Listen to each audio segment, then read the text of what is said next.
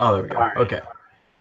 Hello, guys. This is a little conversation I'm doing with Jinks. Hello, Jinks. Um, Nice to meet you, by the yeah, way. it is. We only had like a brief interaction on Twitter Yeah, before this. I just discovered you. I found your ContraPoints video, and I'm like, I kind of want to talk to this guy.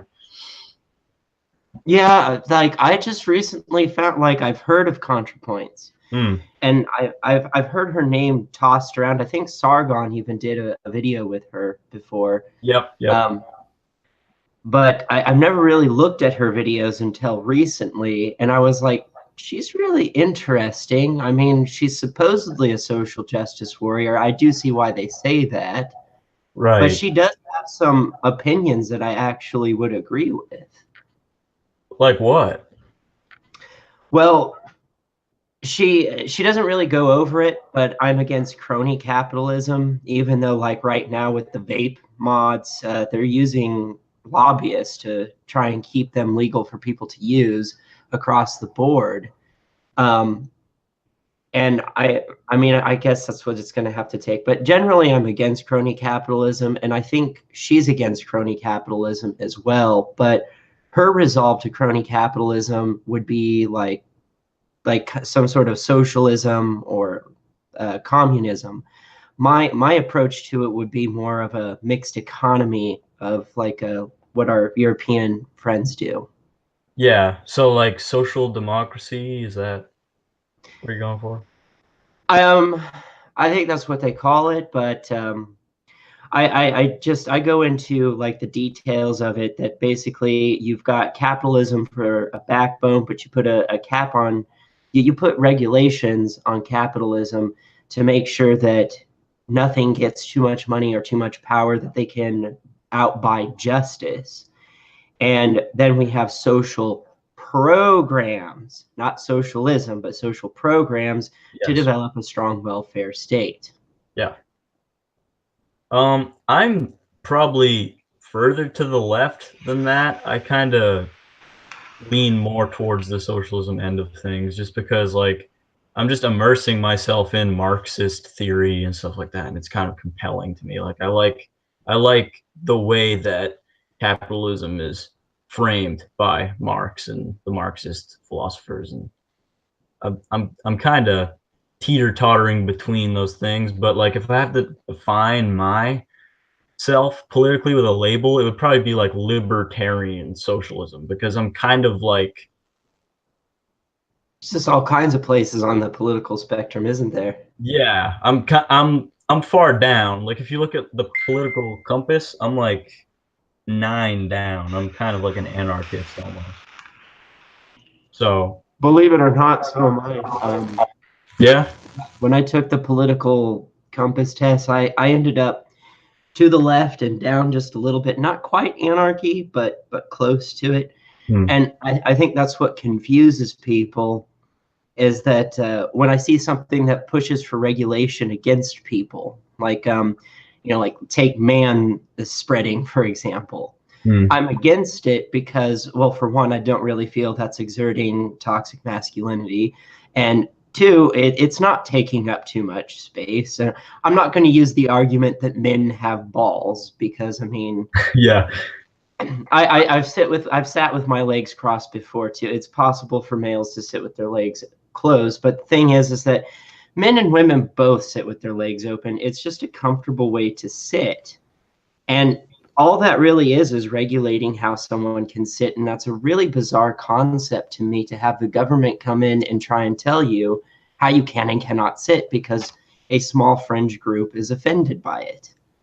Yeah, like, would you lump that in with your because I saw you kind of are critical of like social justice and political correctness. Is that like one of those things?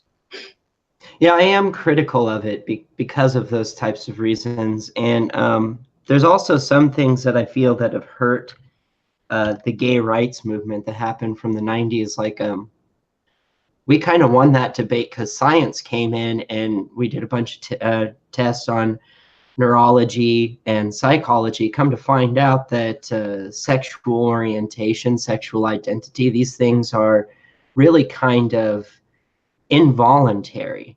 And for this group of people to step out and say that it's a social construct and that if you wouldn't date a trans person, then you're transphobic. No, that doesn't mean you're transphobic. It just means you're not attracted to that. Yeah. These Yeah. are involuntary things.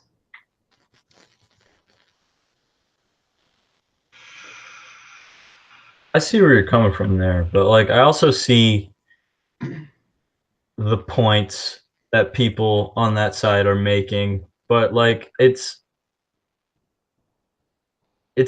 not good for optics, first of all, at all. Like it just makes you sound crazy when you say things like if you wouldn't date a trans person, you're a transphobe. Like it just Yeah. doesn't, it's not logical.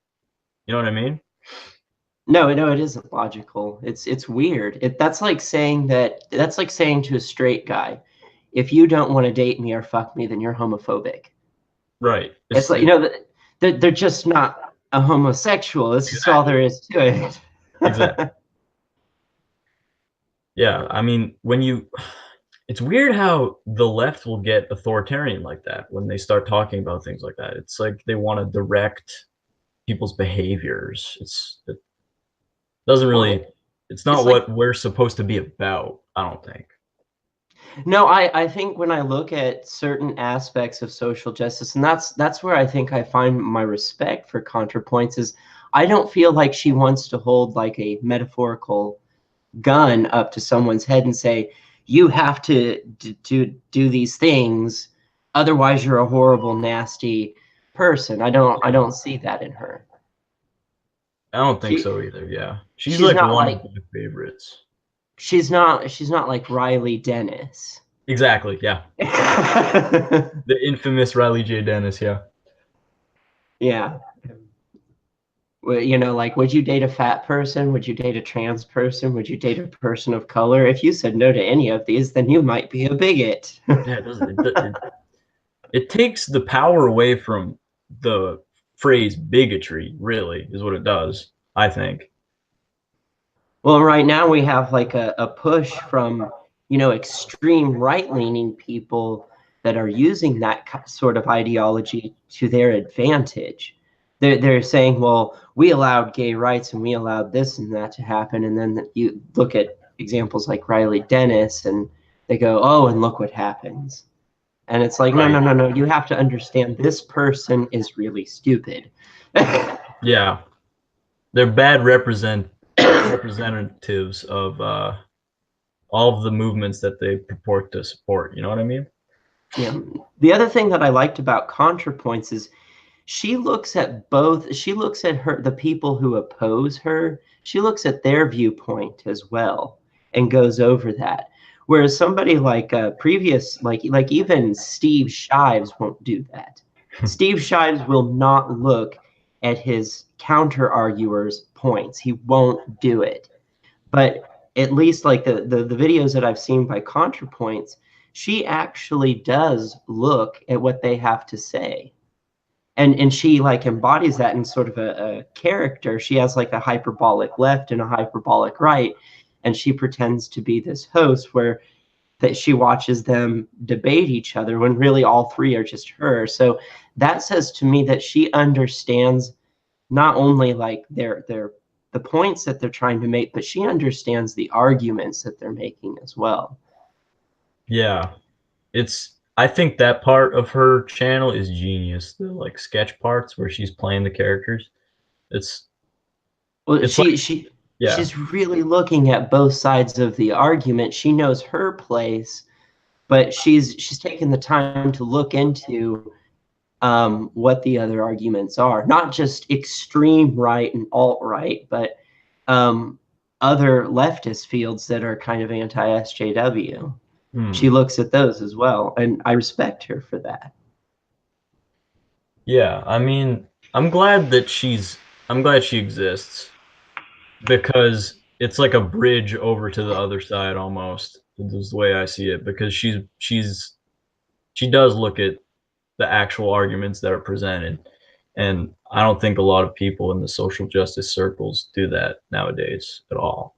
Well, of doing. even in the you have in the neo-skeptic field, you don't have everybody doing that. They Yeah. stick to their side, and it's like I've been told by people that I kind of do that on my channel, that I'll look at both sides of the argument, both the left and the right, and tell you my take on it after I look at both sides of the argument. Hmm. I've been kind of wanting to do more videos like that where I like respond to something, but it's like the day is so fast and like every day there's more shit to like sift through. So it's kind of hard, but I know that it would probably get my channel a little bit more attention if I started doing that. So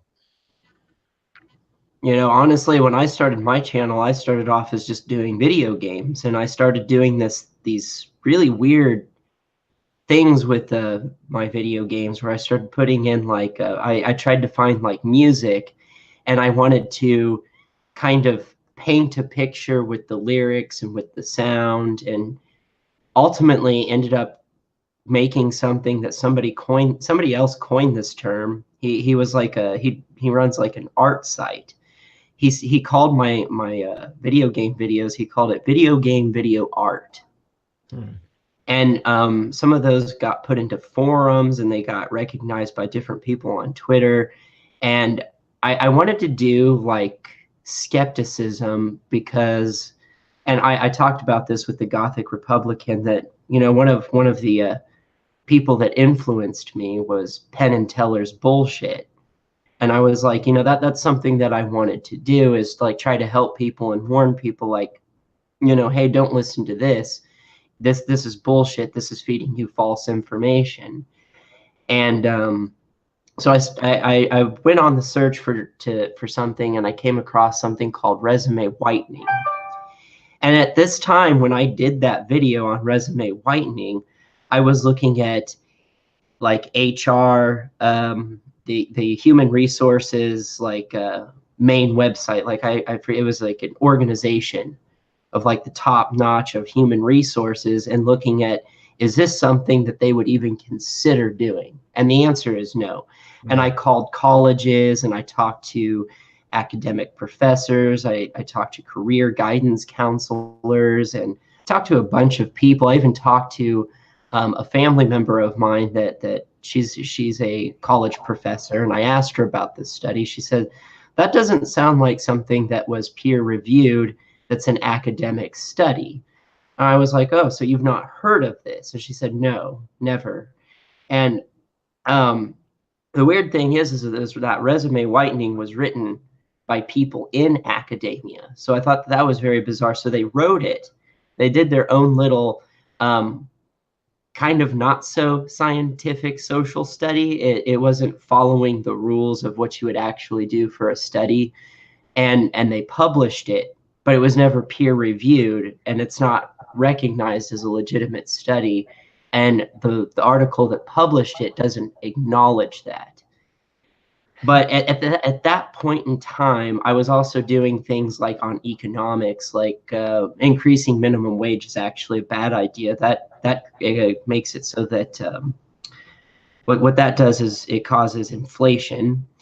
And there's another leftist economic professor that introduced the idea of saying, instead of increasing minimum wage, what we need to do is create industrial growth. And this is what the United States and many other countries have done to get out of economic depressions before, is create economic growth, such as, you know, you had Ford building cars, and you had the invention of the internet. These things were both things that got us out of an economic collapse.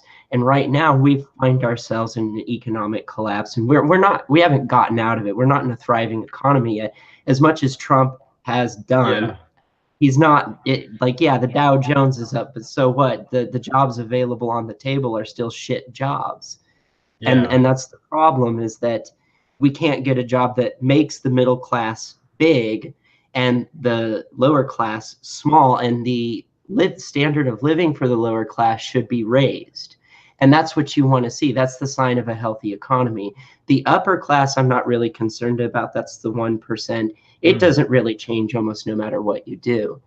So right now what we're seeing is a shrinking middle class and an ever expanding lower class, which makes up 56% of the American population. And I did this in response to a TJ Kirk video that he did about increasing minimum wage. I was like, no, no, no, it doesn't work. And so my proposal was, if you want to see industrial growth, one thing that the United States people have been asking for a long time now, legalize marijuana. You will Yeah, see an industrial boom, and there you will have jobs. I would have to agree with that. Yeah, that would be one of the first things I would do is legalize weed if I was So in charge. at that point, I was seeing videos from the skeptic community Right. about social justice, and I thought that was a conspiracy. I was like, these are all conspiracy nuts. They don't know what they're talking about. Then I ran into it in real life where it's like, I got accused of sexual harassment on a female, and I'm like, I'm a homosexual dude. How does that fucking work? And they said, well, it doesn't matter that you're homosexual. You made her uncomfortable. And I'm like, what? What? What happened? What was the situation here? What? Well, I basically called her a brown noser. I said, I don't know whoever it is that she knows. I just hope whoever it is that she knows, at least the pussy tastes good for her. And So it's you like, made a that's, joke. You made a critical joke, and then yes, you were accused of sexual harassment. yes, That, yes. yeah, that also gives us a bad name, I would say. That's one of those terrible practices that the left tends to do is just over what's the word I'm looking for? We accuse people too much. Yes. Too Yeah. much too much accusations flying around, which I mean, not to bring up the popular fucking hot news of the week, but like how do you feel about Brett Kavanaugh? Just out of curiosity. I haven't been paying attention too much to that, but I was like, so basically this is my understanding of Kavanaugh. Okay, so he gets accused by somebody that of something that happened like what was it 36 years ago, 37 years ago, something like that. A long time, yeah. Yeah. So then that becomes like this burden of proof is needed Yeah. because we want to maintain secularist philosophy of innocent until proven guilty. And due process included with Well, that. yeah, because we don't want to return to the witch trial days of like, Exactly. I don't like this person, so I'm going to accuse them of this, and therefore they get exiled, ostracized, and put through the third degree. Mm. You don't want that. You want to know for sure that that person is guilty. We've seen already far too many innocent people go to prison, and they spent a long time in prison, and like even 30 years later they come to find out, well, this person didn't actually commit the crime, and they get released. This is also why I'm not a fan of the death penalty. Yeah, because too many people get wrongfully executed for things that they didn't do. Yeah. Yeah, that's only one reason. Second reason is it doesn't deter crime, so it's a pointless, needless death. Yep. So Also, I don't think that the government should be like allowed to kill people like that. Like I don't like I we for should some be beyond that at this point. Of that's yeah, such barbarism. it might be a slippery slope argument that I'm making, but like if the wrong guy's in charge, he could kill you for anything if he could kill you for something. That's the way I see it. Well, I agree with that. Yeah. I don't think, yeah, that is a lot of power for someone to have to say, I'm going to end your life. Hmm. But back to the Kavanaugh thing. I don't think you were finished with your thoughts. No, no, I wasn't finished. So Kavanaugh, so essentially it becomes his word versus hers, and they're looking for people who were involved in it, and they're not having a lot of hope on that. They're not getting a lot of feedback from it, and so I don't really know. Like the right is saying that he's being falsely accused, and you don't know that for sure. You don't know Right. because we don't have any evidence to support that. Well, and then the left is saying that he's guilty, and it's like, Hmm. well, you don't know that either. This is literally his word versus her word, and that's a very, very difficult situation. This is the problem with I think just trials about this subject of sexual assault and rape and things like that because what actually happened, my ex-girlfriend got raped earlier this year and they went to court, and the guy got off because there was no evidence of it happening. So it can actually happen both ways. Like, girls will lie and get away with it, and the guy will go to prison wrongfully, but also guys will do it and then get away with it because there was no like sufficient evidence. So it's really a tricky situation in the courts, and I really don't know how to fix that. Like, Well, and some things you can't. I mean, we don't live in a perfect world. If people were honest, which I mean that's one thing that I don't like about like the whole communism and socialism thing, is that the idea that one day everybody's going to hold hands together. I just don't have that much faith in humanity. I think that there's a level of barbarism to many different people, and most people are not going to be honest. I find it interesting though, if you look at statistics on people who are atheists, they are more honest and less likely to know. oh shit. Oh yeah, it is. It says Google Hangouts on air. I Okay. can't pull it up though for some reason. That's weird. I don't know. It says it's on air, but I can't see it. I can see it. It's on my channel, but no, yeah, no one's watching. Well, if push comes to shove, I can mirror it on my channel. It's not that big of a deal. All right, yeah, totally. That's a great idea, I think. But we got anything else to cover? Or? Well, so you are a subscriber to ContraPoints, right?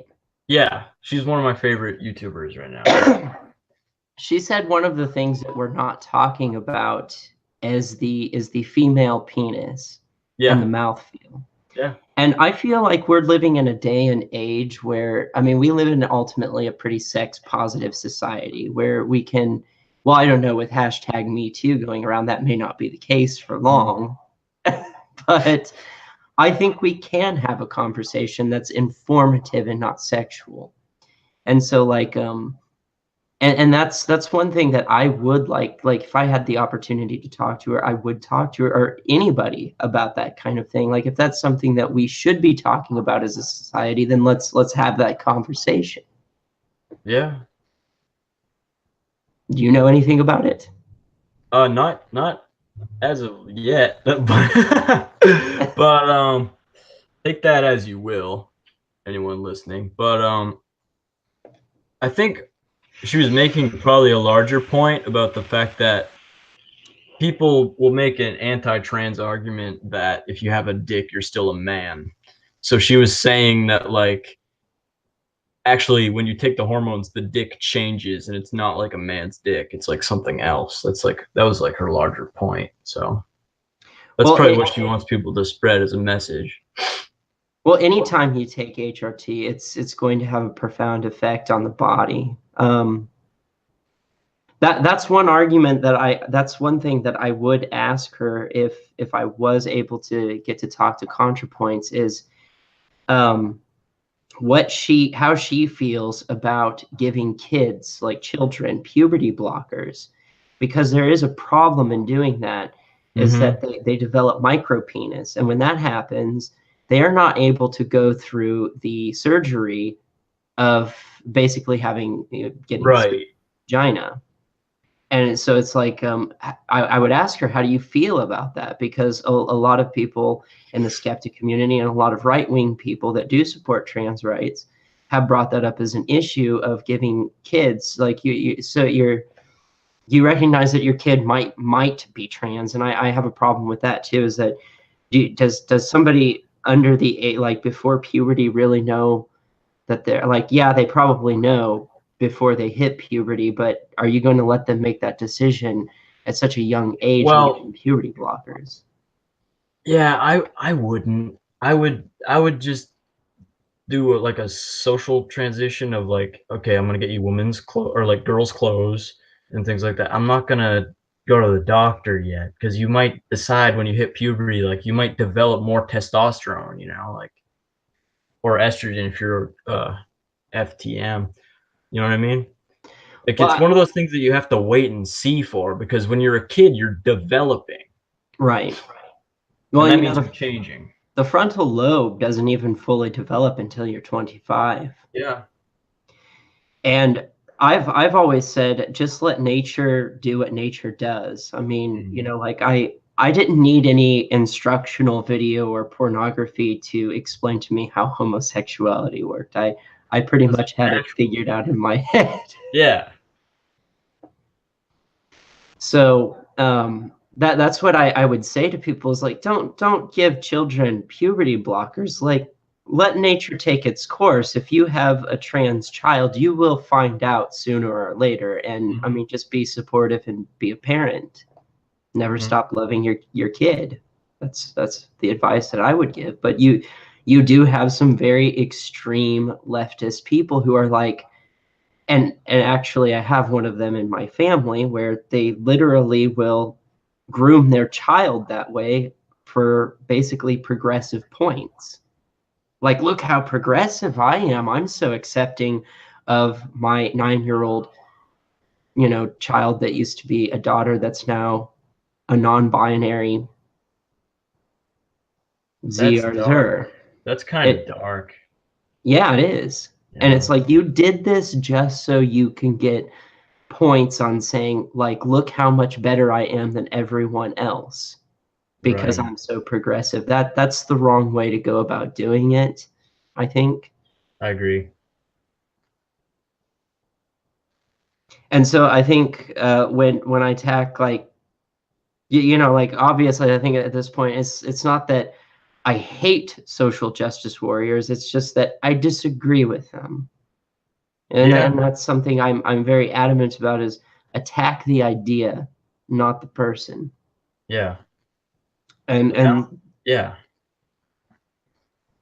because I have seen that level of extreme in the left of going like I'm so progressive that I want to you know go above and beyond it's like that episode of South Park where they just kept handing Tweek and Craig money. It's a level of patriotism that is more insulting than somebody coming up to me and going like you're a faggot, and it's like Mhm. well, okay, clearly I'm not going to be hanging out with you because you don't like Right. gay people. But it's, you know, when somebody goes to that level of extreme of being like, I have to protect you and coddle you and Mhm. cradle you, it's like, get away from me. I don't Yeah. need all of that. The devouring mother archetype. Yeah. Yeah. It's patronizing is what it is. And Exactly. it feels more insulting than anything. Hmm. It almost makes me feel like there's a like you wouldn't have to do that unless there's a part of you, just a little part of you that's uncomfortable. So you have to make up for that Yeah, it by could be going that. over extreme. Yeah, it could be that, and it could be just like, oh, you don't feel like you're a good person. So like if you do this, you're suddenly gonna feel like valid, like, oh, I'm such a good person, you know? It's like you have a hole in your heart. Yeah. That's why I think people individually should like, and this is where I get kind of like Petersonian, like Jordan Peterson-esque, is like you should just individually sort yourself out. Because then if everyone did that, the world would be a better place. Well, yeah, this has been a very interesting conversation, I'd say. I'm glad. I saw some of the video posts that you made. Like I saw this one where you were just kind of a free flow thought. Yeah. And It was that the one in the woods? yes, Yeah. I was trying to figure out what direction you were going. I was like, I think he's trying to say, basically, in the sum of it, that we think that what we do is so important, but we don't look at the grand scale of things. Like we go to our minuscule little jobs, like working at a factory or working at a warehouse or working fast food, and we go, what I do is so important. But in the grand scheme of like looking at cosmos and looking at like Mhm. quasars and supernovas and galaxies colliding in with each other, we are just a microscopic little dot. Yeah. Yeah, I think about that all the time. Yeah, Now, I think that's where you were going with that, which I really like Richard Dawkins because he puts things like that into a poetic type feel, and it's like, well, what we do is important to us. Like it's like the single-celled organism. A single-celled organism may not be able to contemplate or understand the vastness of space around it that outside the material that it makes up. But there's a wider world that it comprises. It helps comprise a bigger biological machine, like a human being, a rabbit, or a tree. yeah, Um, and then even outside of that, there's this cosmos. But what it does understand is that its function as a single-celled organism, its purpose is very important, and it does what it does because it needs to. And I feel like that's where we find our importance as human beings is kind of in that sort of sense, is that yeah, in the grand scheme of the cosmos we mean nothing, but in our little world, to us what we do is important. yeah. There's a I'd call it like there's a separation between the human world and the world. Like all the things that we do only matter in the little encasement of human society and civilization. Like Well, if one day the human species is just not going to exist, because one day space will expand to a point where no life will be able to exist on any planet anywhere. All the mm, suns will burn out. yeah, And so we're not leaving a legacy behind of any kind at that point, because one day it's just going to end. yep, But the thing is that even though that may be true, what we do in is what you put the human world, it's still important to us because as we pointed out, there may not be any life after death. And in fact, I lean towards that's probably the case, is that we mm, just die as a cease of consciousness. So it's important that we do make life as luxurious as we possibly can, and as comfortable as we possibly can, while we have the time to experience it. And that's why it is important. Is because, as Richard Dawkins would point out, is we live in a very remarkable time. We live in a time where we are capable of understanding what space is, what the cosmos is, and understanding or being able to be cognitively aware of our own cognizance. That in itself is yeah, basically you've won the you've won the lottery on existence. Is we get to exist. That's the beautiful part, is we get to be aware of our own existence. yeah. Dawkins is cool to put it simply. Well, he believes in the poetic approach of getting people involved in sciences by making it poetry. And if you make something poetic, it becomes beautiful and it entices people into it. You know, when he says things like matter flows from place to place and momentarily comes together to be you. Some people find that thought disturbing. I find the reality thrilling. Right. So he puts it in a poetic form as like, well, I suppose if you do sit around and think that on a subatomic level, the protons, neutrons, electrons that comprise of all solid matter, that solid matter is on a microscopic level, most is predominantly empty space. And the things that the protons and neutrons, the bedrock of solid matter, is blinking in and out of existence, almost like it's not even there. Mm, I'm sure that would make a lot of people uncomfortable. But really, the reality is quite thrilling. It's quite interesting to think about that. The thing that does make it there is that it has real world effects, is that it creates a ripple effect. Like if there's a table in your imagination on the floor, people can walk right through it. It has no real world effect. But yeah. if it is actually there, people will bump into it and they'll Right. get hurt. Right. So it's an interesting concept. But Mm. yeah, I I'm think sure it makes the simple-minded very, very uncomfortable. right. I think he's poetic. He's also optimistic at the same time. That's another key, I think. Because if you approach these cosmic truths with impending doom in mind, then you're probably going to be kind of scared. Like, but if you accept the finite and transitory nature of existence, then it's easier to be more optimistic about things and just marvel at them instead of fearing them. Well, Carl Sagan was very poetic about it too. Like he would say things like, "As our ancient myth makers knew, we're children equally of the earth and the sky, and our tenure on this planet, we've accumulated dangerous evolutionary baggage. We've also acquired compassion for others and love for our children, and a great, soaring, passionate intelligence, the cleared tools of our continued survival." That's what a quote. Holy shit. But it's beautiful though, and he's Yeah. absolutely right about that. Yeah. He also said that we are a way for the cosmos to know itself. And that's Mm. exactly what we are, as the biological machines that we are, with the biological supercomputers that we have. We're able to gaze at the stars and understand. We are a way for the cosmos to look upon itself, really, Yeah. and understand itself, which is really quite a cool thing. Yeah. Well, that goes back to like Renaissance philosophies of like human beings were designed to look at God's creation and think about it. Like we are the beings that are capable of thinking about our own existence. And that's what sets us in the middle of the hierarchy of creation.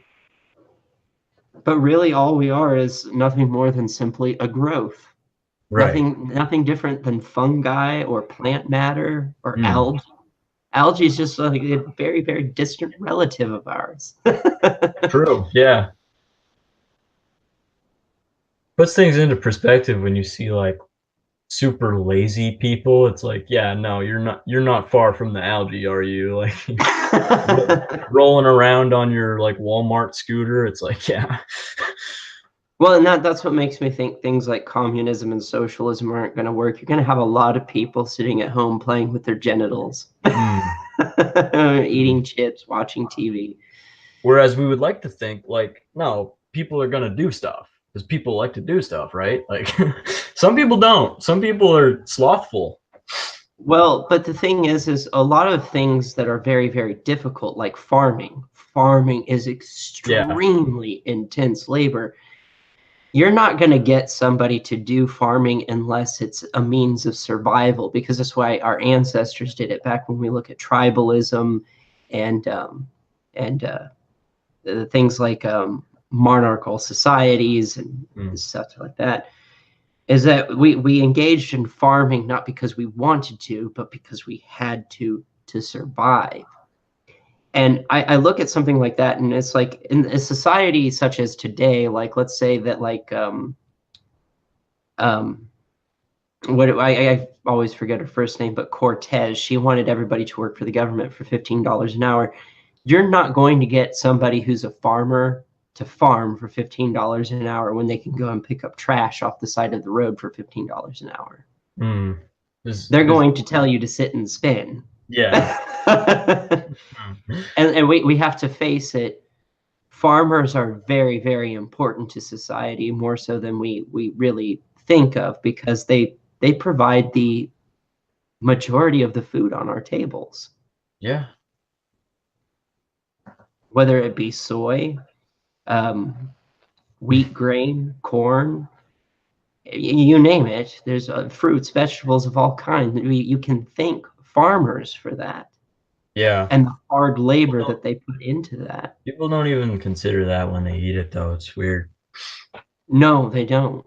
There's I, that's one of those separation things that is talked about actually by a lot of leftist economic theories is that like there's a separation between the work and the product.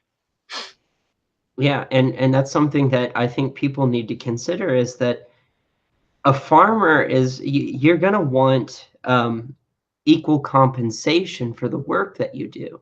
Yeah. Like I think I find it very, very bizarre, and I know a lot of right-wing people point this out, but I do agree with it. I find it very bizarre that the people who entertain us make more money than the people who save our lives. Mm.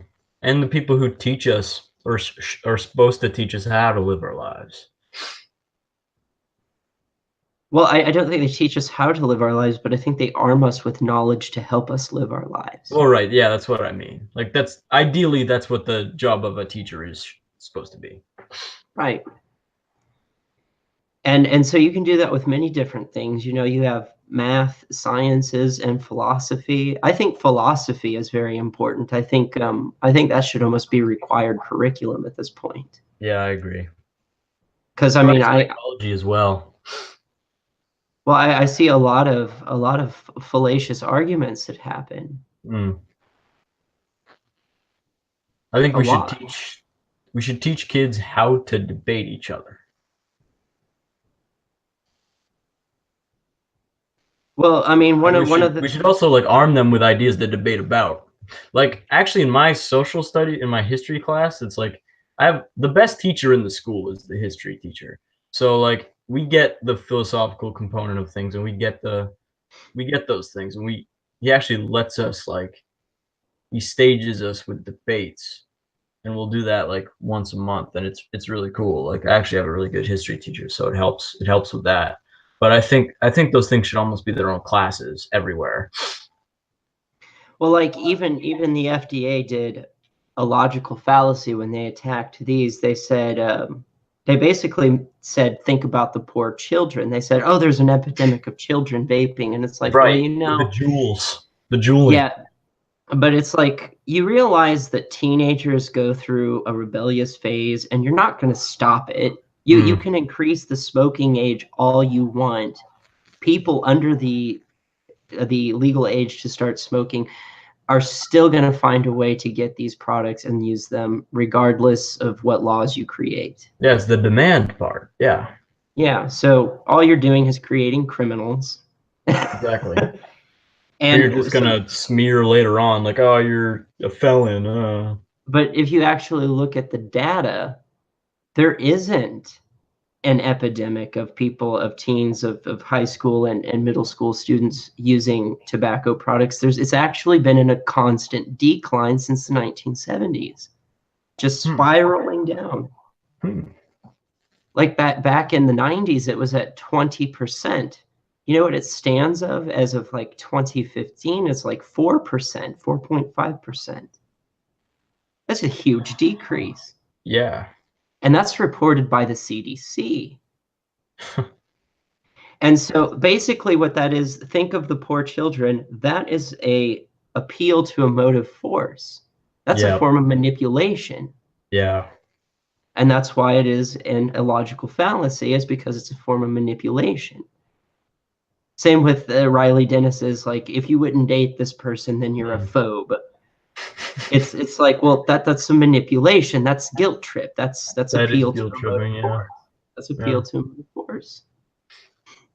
It's like, well, I don't want to be a xenophobe, so I'm going to do something that is against my nature because I don't want to be that. Yeah. And the whole point of all this LGBT activism is supposed to be to let people do things that are of their nature. Like it's so contradictory when you say things that way. Yeah, and you don't want to do that because that shoots the movement in the foot. Mm-hmm. And I think And it already has. Like the yes, damage is done. and that's my concern with it when I see it. It's like, no, you don't understand what, like, I don't know how old you are, but like, I mean, I was I'm around in the 17. yeah, okay, yeah. So like I'm 35. I was around in the 90s. I went to counter protests of the Westboro Southern Baptist Church. I've seen Reverend Phelps in person. I Damn. was alive for that. And and it's like I think the gay community needs to understand that we have it, that the gay community has it really well. Like, so what that like a company can deny making you a cake. I mean, I came from, I was alive when Matthew Shepard was murdered. And that was like the first time I think we've ever seen a group of people be held solely responsible for killing somebody just for the sake of them being a homosexual, because a lot of the times the police forces would look the other way, and they're not anymore. Mm-hmm. And now we are protected by law. We are protected that no, you cannot hurt someone just because they're a homosexual. You can't do Yeah. that. So I think when I look at some of the LGBT community today, and they perpetuate this doom and gloom, like that there's these people out to get you, and it's like it's nowhere near as bad as it used to be. You have Mm. no idea. You think that's why a lot of them are younger, like because they weren't around when it was worse? Well, and I see it in the Black community as well, and I'm seeing it in the gay community, and I think that the progression goes the same, is that you hear the older generation talking about what they went through, and so the younger generation learns from that and thinks that it's still true today, and it's not. Mm. It's like, trust me, I was alive back in the 90s, and I Yeah. can tell you, um, it was much easier to be gay bashed in the 90s than it is today. You're much Yeah. safer today as a homosexual or a trans person than you were back in the 90s. Even though, like in some places, like where I live, the attitude still needs to shift. Like, But they cannot take you out to the middle of nowhere, beat you to a bloody pulp, and leave you stranded on a barbed wire fence to die. right, which That would is be, a massive improvement. Like, yeah, which is what happened to Matthew Shepard, if you're not familiar with his story. yeah, I heard about that. Yeah, I've read it, but I feel like we could keep talking for hours. To be honest, like we might want to save it for another time. Like eventually here. Yeah. So I'm glad that I got the opportunity to do this with you, and I hope that it gives you some peer into the way that I think and the way that I analyze things. It's just that I think sometimes I've seen people to like on the left hemisphere think that I'm conservative, and Yeah, they get really angry when they see my content. But I think if they were to actually sit down and have a conversation like this with me, they'd find out, well, you're not really that bad after all. You are actually a leftist. It's just that you have a problem with the authoritarian pushes. And it's like, mm, exactly. That's the problem. I have a problem with being divisive.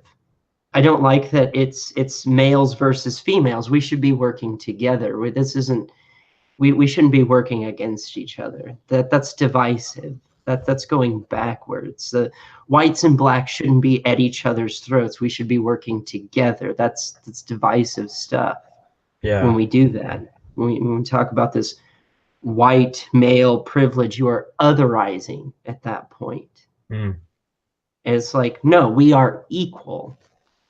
Like I see we need to see each other on an equal playing field. It's like there somebody who's black is not less than me, and they're not better than me. We are different individuals that are capable of doing individual things. yeah. So would that be like your central message? Is like you're an anti-authoritarian leftist? Yes, yes. Yeah, I think that's great. I think that's awesome, actually, because like that's a voice that's necessary. Yeah, and it seems to be a dying thing. Mm. Yeah, Believe it or not, that's probably roughly about the same thing that the Amazing Atheist is. The Amazing yeah, Atheist, T.J. Kirk, and I listen to his content, and he constantly wants people to challenge his stance, and I would, but unfortunately, I agree with him a lot, yeah, so it's hard. yeah. He's great as well. I like him a lot as well. So I think what you see in the Amazing Atheist, myself, and Sargon of Akkad. Sargon of Akkad, I think, is a little bit more conservative than Yeah, me or the. he's pivoting to the right as far as I can see. Yeah, but I think that's the product of growing up in the 90s where we didn't have all this divisiveness. I mean, you Mm. did have the fight for gay rights, but the divisiveness wasn't there. It wasn't there. Like, So I it's mean, a new monster that's appeared. Yeah, it's almost like nobody cared about your identity or anything. Nobody cared about that. And then suddenly enter 2016, suddenly it's relevant again. It's like, Right. what the fuck happened? We Yeah. were at a point in society where literally nobody gave a shit. Like you had black people making fun of white stereotypes, and you had white people making fun of black and everybody was cool about it. Everybody was friends. It's just like, hey, look at this stereotype, this gross overgeneralization, which we understand gross overgeneralizations are wrong. They're a fallacious argument, but we use them to make fun of each other, and it's all just good fun. And then suddenly it becomes like this ordeal where it's like that's one thing that I have. Like, Halloween is coming up. I already had somebody bring to my attention that there were white kids wanting to dress up as the Black Panther, and you have the blacktivists coming out going, no, that's cultural appropriation. And I'm like, why is it so wrong that you have a white kid in their infancy? They're naive to the problems of the world, so they Yeah. don't see it as a racial thing. All they see is somebody that they idolize. That means that they don't see race. That's And that, progression. yeah, that's the way it's supposed to be. Like, yeah. Yeah, that's a beautiful thing, but no, you've got to politicize it, and you've got to turn it into a racialized debate. Mm. That's that's painful to me. It's like that's moving backwards. It is, as far as I can see, but it's backwards in a different direction. Yeah, it's not a good thing. It's Mm. putting it's making an us versus them. It's otherizing, and I don't. It's like it's a good thing when a child idolizes somebody and they don't see them for the color of the skin, but they see them for the content of their character. Exactly. And So that it shouldn't matter. And the cultural appropriation thing is that stuff doesn't really hold much water, really, because like it's why would you be conservative about culture and then call yourself a progressive? Like that doesn't make sense. Like what you yeah. should be is like pluralistic and be like, yeah, you can have that and I can have this. Like we should share our cultural like Well, aspects with each what's other. good for the goose is good for the gander. So like it doesn't matter if they're um, a Caucasian scientist, an Asian scientist, a black scientist. Scientific development that is needed to improve the way that we live our lives, because we can do science, and with science we can improve our lives. Mm, It's not just good for one culture, but it's good for everybody, all humanity across the yeah. globe, regardless of who created it. Humanity instead of race. The Right, human race instead of the right. white or black race. Yeah, Well, that's interesting that you say that, because genetically speaking, there is no such thing as race. exactly. So it's like, You want to talk what? about a social construct, like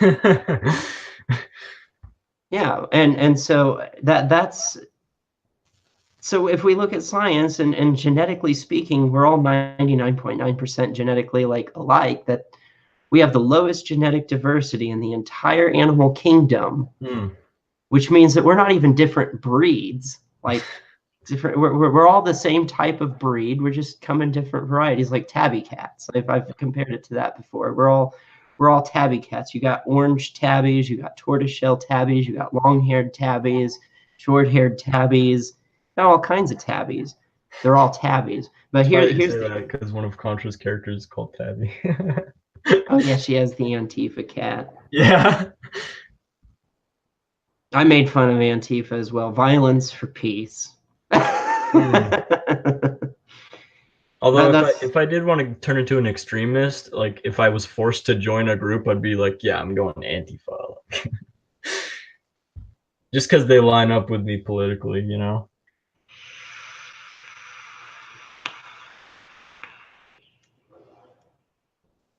I think I would have when I was younger, but now Hmm. that I'm older, no. Gun to your head, you like this is just like a hypothetical situation. You had to join Antifa, um, the Richard Spencer wing of the alt right, or some other extremist groups. UKIP in the UK, you got to move there and join that party with Sargon, or I don't know, like what's like a top left thing?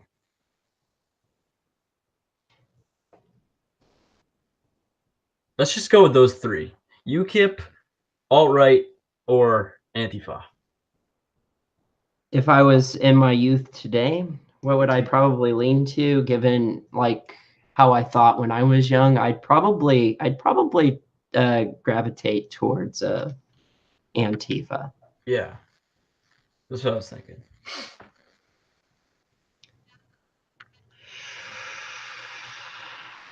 But not so much for the communist part, more so for the anarchist part. Because Yeah, when I was young, I wanted anarchy, but in my naivety, I believed that people could coexist harmoniously.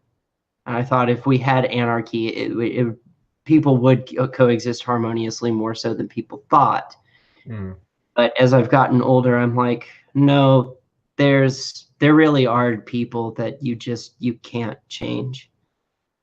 I mean, you watch The Walking Dead. I think that's literally what would happen is if you went into anarchy, is that tribalism would not be helped. I mean, tribalism would just happen because we are a social animal, and we Yeah, would you would see these little factions spring up is what you would end up seeing. And mm. some of them would be more violent than others, and some of them would be quite peaceful and passive, and there you would have some in between is what would end up happening, and that's just human nature. That's interesting. Yeah, So I was like, no, we do need some kind of infrastructure to keep dictators like the Negans, right. like the saviors from The Walking Dead, people like that from overthrowing the little villages that are passive, and then the groups that form that are kind of they're more like a monarchical society, like Mm. the one that Rick runs, because they will wage war if somebody threatens them, but ultimately they are a passive kind of peaceful group of people that want to help. Interesting So, little allegorical stuff going on there. well, that's how they design their show is they design it based on difficult decision making. Yeah, because you're in the apocalypse, so you got to make some hard choices. Right. And so that's basically where you get put when you get put into the middle of anarchy. Mm. And if you think about it, like this country was founded basically by subpar anarchists. Yeah, they were definitely like leaning towards that end of things for their time. Yes, they were. And that's why, if I take a political compass test, like I said, like I will go off to the left and down just a little bit, not quite into the anarchy territory, but somewhat close to it. Mm. I do think that there should like I look at like what I did a video about this.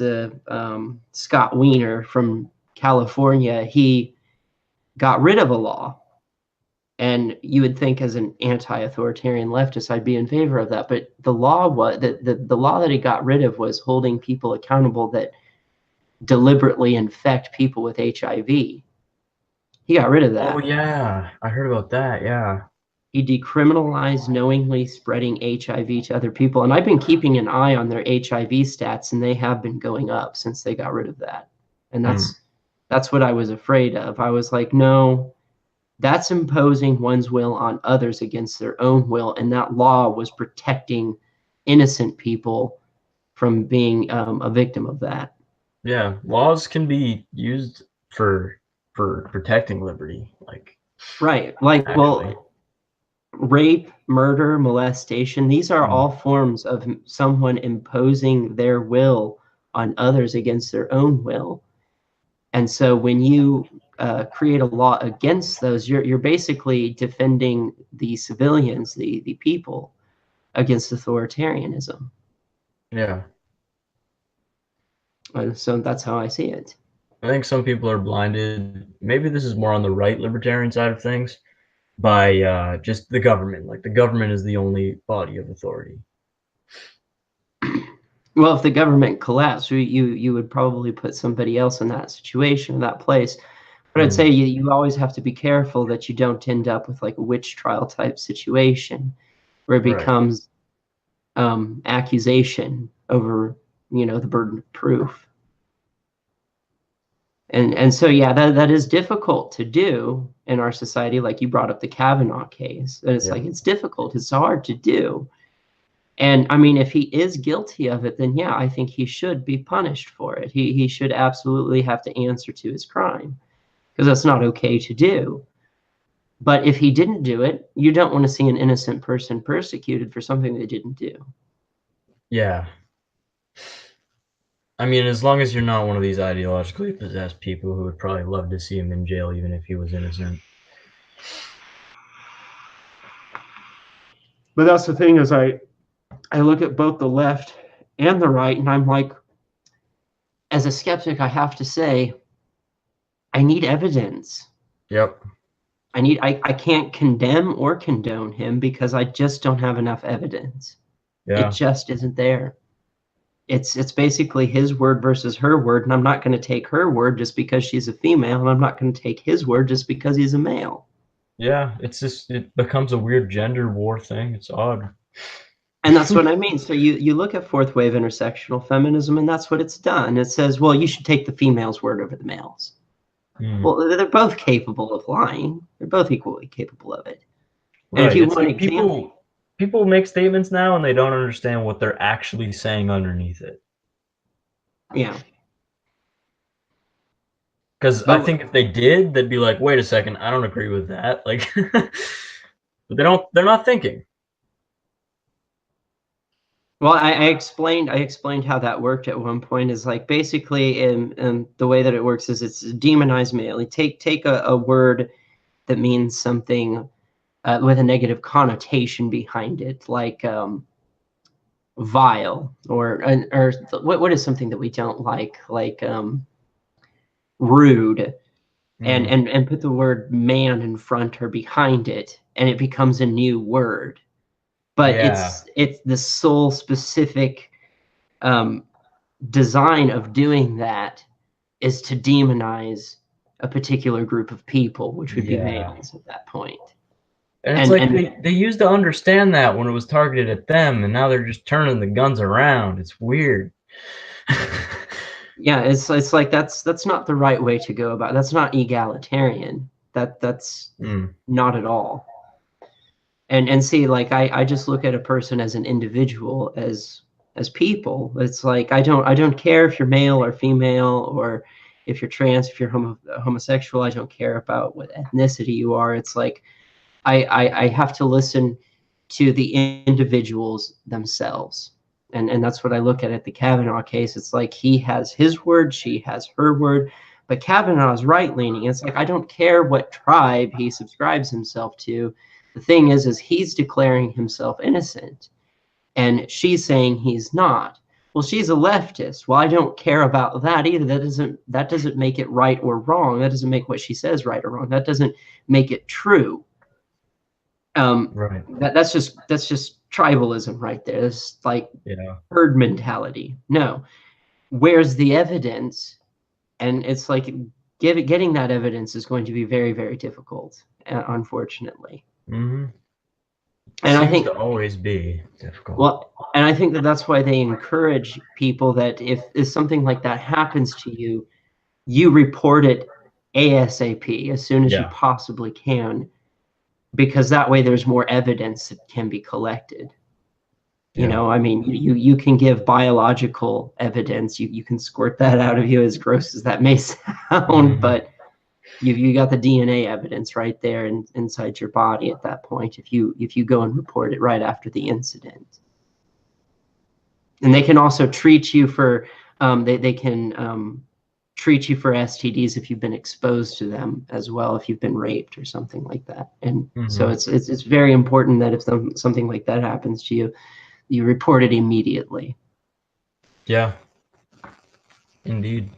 Also, go to the police, don't go to the press. Like I don't understand that whole thing where people just they don't report it, but they tell everybody anyway. Yes, you go to the police and you go to the medical practitioners, and they Yeah. can get a lot of evidence, a lot of evidence. So that's I it's mean, very important. most of the time. Sometimes it's pretty barren of evidence, unfortunately. Well, I had a friend that a female friend of mine. She got raped by her own husband. So a lot of people would say that's not possible, but yeah, it is possible. She got raped by her husband, and they found the evidence to convict him through seminal fluid on the mattress. Hmm. I guess that, yeah, that'll usually work. So, no, well, that worked. But yeah. So do you want to like save things for another later date, or we could wrap things up now? Yeah, sure. We will. Yeah, we should definitely do this again. Yeah, I'd This like was to. actually a lot of fun. Yeah, I think it's productive conversation. But any closing thoughts? Anything else we could branch off through? I can't think of anything at the moment. All right. Well, nice talking to you, man. See you next time. All right, good talking to you. Stay in touch. I will. All right. With that, I'm out.